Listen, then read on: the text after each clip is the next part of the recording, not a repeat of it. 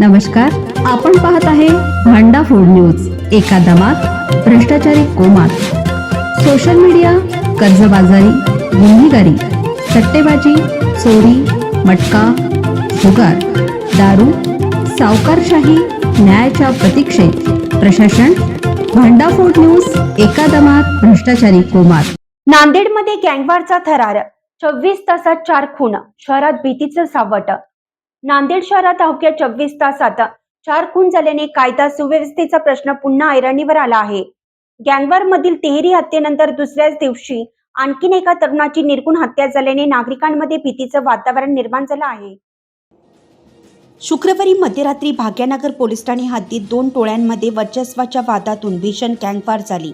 या चकमकीत 2 जणांचा जागीच मृत्यू झाला, तर एकाचा उपचारादरम्यान मृत्यू झाला आहे.